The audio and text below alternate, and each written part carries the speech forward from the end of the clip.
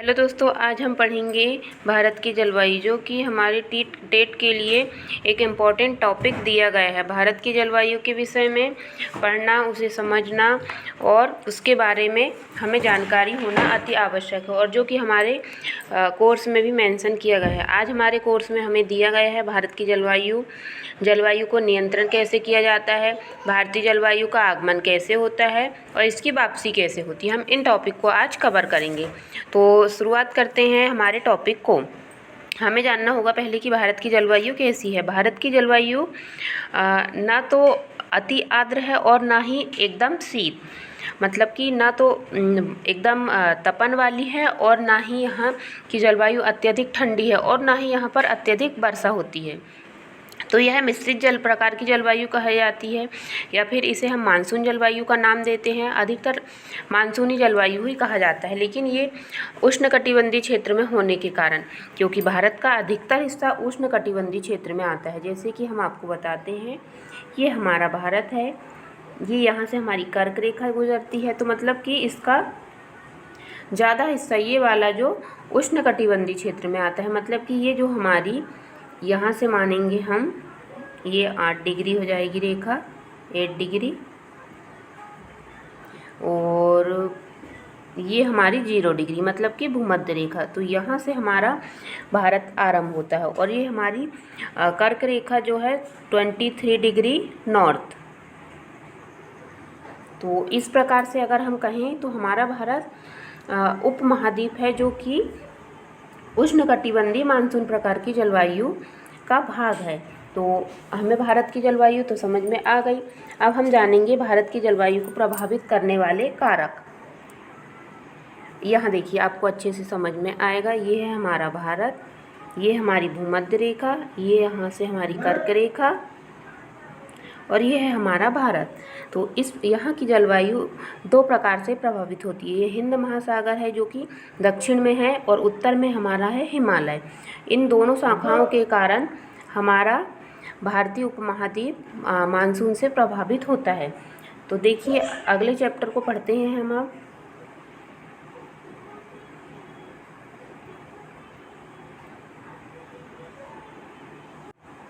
ये देखिए, ये है हमारी भारत की जलवायु को नियंत्रित करने वाले कारक। यहाँ पर फर्स्ट कारक दिया गया है अक्षांश, जो कि एक महत्वपूर्ण स्थिति को प्रदर्शित करता है। भारत की अक्षांशीय स्थिति उष्णकटिबंधीय क्षेत्र में है, परंतु यहाँ की जलवायु मानसूनी है। मानसूनी जलवायु होने के कारण हम इसे ना आर्द्र कह सकते हैं, ना उष्ण कह सकते हैं, और ना ही अत्यधिक गर्म कह सकते हैं। तो यहाँ पर हमें भारत की जलवायु को ऋतुओं में विभाजित किया है। अब दूसरा पॉइंट हमें दिया गया है समुद्र तट से दूरी, मतलब कि हमारे जो दक्षिण में हिंद महासागर है उससे हमारी कितनी दूरी है। अधिकतर 500 से 1000 फीट की दूरी मानी गई है। तो चलिए देखते हैं अपना नेक्स्ट पॉइंट क्या है। उत्तर एवं उत्तर पूर्व की पर्वत श्रेणियाँ। उत्तर में सभी को पता है कि भारत में हिमालय पर्वत की श्रेणियाँ हैं, जहाँ की ऊंची ऊंची चोटियाँ, माउंट एवरेस्ट टाइप की, कंचनजंगा, केटू गौड़, अष्टबिन, और पर्वत श्रेणियाँ, छोटी छोटी पर्वत श्रेणियाँ पूर्व में, ये असम है। इस साइड में भी हमारी छोटी छोटी पर्वत श्रेणियाँ हैं। यहाँ पर हमारी नेपाल और एवरेस्ट, मतलब कि भारतीय जो पर्वत की श्रेणियाँ हैं वो उत्तर से आने वाली ठंडी हवाओं को रोकती है। तीसरा है उच्चावच। भारत में उच्चावच मतलब कि ऊंची ऊंची पर्वत श्रेणियाँ, पर्वत है, पठार है। तो इन सभी के कारण भी भारतीय मानसून प्रभावित होता है। आगे देखते हैं हम। समुद्र से ऊंचाई वही 1000 से कोई क्षेत्र 1000 मीटर की दूरी पर है, कोई क्षेत्र 500 मीटर की दूरी पर है। और ऊपरी वायु मंडल परिसंचरण, मतलब कि जो पामीर का पठार है उस क्षेत्र से भी हमारे भारत की मानसून धारा प्रभावित होती है। हमारे शीर्ष में पामीर का पठार है, ये जम्मू कश्मीर का क्षेत्र है, और यहाँ पर पामीर की गांठ बनी है, जहाँ से ढेर सारी पर्वत श्रेणियाँ निकलती हैं। और हमारा 7वां पॉइंट है पश्चिमी विक्षोभ, मतलब कि इधर से आने वाली जो हमारा मानसून कहते हैं ना पश्चिमी विक्षोभ, वही है पश्चिमी विक्षोभ। तो ये हमारे मानसून को प्रभावित करने वाली कारक हो गए भारत के। अब हम नीचे चलते हैं। भारत की ऋतुएं। भारत की ऋतुओं को 3 भागों में बांटा गया है, जैसे हमने पहले ही बात कर चुके हैं कि ये शीत ऋतु, ग्रीष्म ऋतु और वर्षा ऋतु। भारत एक ऐसा महाद्वीप है जहाँ पर सर्वाधिक वर्षा वाला क्षेत्र भी पाया जाता है और सूखा रेगिस्तान भी पाया जाता है। अत्यधिक कड़ाके की ठंड भी पड़ती है। तो हमारा भारत विविधता में एकता को संजोए हुए है। अब इस प्रकार हमारे भारत में मानसून का आगमन होता है। मानसून के आगमन के लिए हम ये देखिए, हमारे यहाँ भारत में मानसून का आगमन 1 जून को होता है।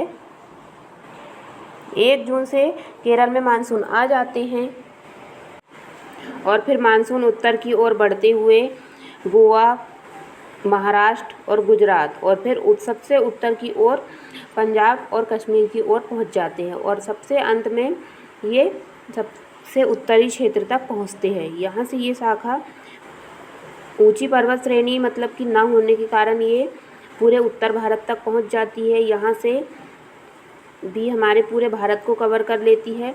यहाँ हमारा पश्चिम बंगाल का क्षेत्र आ जाता है, ये समुद्र है हमारा, बंगाल की खाड़ी का क्षेत्र आ जाता है और फिर यहाँ से हमारी शाखा निवर्तन की ओर बढ़ती है। तो हमारे मानसून के निवर्तन के लिए हम देखते हैं क्या करता है, कौन सी दशाएं प्रभावित करती हैं हमारे मानसून को निवर्तन। ये देखिए, हमारे मानसून का निवर्तन इस प्रकार होता है। यहाँ अक्टूबर और नवंबर तक के महीने में मानसून का प्रत्यावर्तन, मतलब कि जैसे जैसे ठंड पड़ती है हमारे यहाँ मानसून कम होने लगते हैं और सितंबर के अंत में सूर्य के दक्षिणावर्त, जैसे ही सूर्य, ये पृथ्वी है हमारी, ये हमारा सूर्य, मतलब कि ये पृथ्वी और ये सूर्य, ये भी सन है, ये सन, मतलब कि अब हमारा जो सूर्य का उत्तरायण था अब वो दक्षिणायन, दक्षिण की ओर आने लगता है। उसी से हमारे यहाँ ये जो गंगा है ना, भारत में जो गंगा नदी है, गंगा नदी के मैदान पर स्थित वायुदाब की द्रोणी, यहाँ पर उच्च वायुदाब होता है तो वह दक्षिण की ओर खिसकना आरंभ कर देती है, ऐसे आने लगती है। तो हमारे यहाँ मानसून भी दक्षिण की ओर आने लगता है। इससे दक्षिण पश्चिम मानसून कमज़ोर पड़ने लगता है और अक्टूबर के आरंभ में ये बंगाल की खाड़ी, भारत के इस हिस्से में, यहाँ बंगाल की खाड़ी में स्थित हो जाता है तथा नवंबर के शुरू में यह कर्नाटक और तमिलनाडु की ओर बढ़ जाता है और फिर दिसंबर में जो कर्नाटक और तमिलनाडु में बाढ़ और बारिश का कारण होता है, यही मानसून, लौटता हुआ मानसून की वर्षा कहा जाता है। तो इससे आगे हम मानसून के चैप्टर में एक और महत्वपूर्ण पाठ हमारा होता है कोपेन के द्वारा वर्गीकरण किया गया मानसून। ये कई एग्जामों में पूछा जाता है, खासकर टीचिंग के एग्जामों में ये अधिकतर पूछा जाता है, तो हमें ये पता होना चाहिए। कोपेन के वर्गीकरण के लिए आपको अलग से 5 मिनट का टाइम निकालना होगा और अगर आपको कोपेन का वर्गीकरण अच्छे से पढ़ना है तो हम आपके लिए एक और वीडियो बना देंगे। तो ये देखिए, हमारे ये मैप जो हमारा है हमको वो अच्छे से याद होना चाहिए पूरा। ये उत्तर से दक्षिण तक की किस क्षेत्र में कौन सी जलवायु पाई जाती है, जैसे कि AMW प्रकार की जलवायु दक्षिण में पाई जाती है, दक्षिण पश्चिम में। यहाँ पर ई प्रकार की जलवायु पाई जाएगी, ये ET है, E और T प्रकार की जलवायु, क्योंकि यहाँ पर एक शुष्क रेगिस्तान है। और यहाँ पर BHW रेगिस्तानी गर्म मरुस्थल, ये आप सभी को, ये गंगा का मैदान वाला क्षेत्र CWG। ये सबसे अधिक जलवायु भारत में AW प्रकार की उष्णकटिबंधीय सवाना प्रकार की जलवायु पाई जाती है। BSHW MP महाराष्ट्र आदि में पाई जाती है। ये आपको मैप अच्छे से याद होना चाहिए क्योंकि ये कई बार क्वेश्चन पूछा गया है और पूछे जाने की संभावना है, तो इसलिए आप इसे अच्छे से पढ़िए।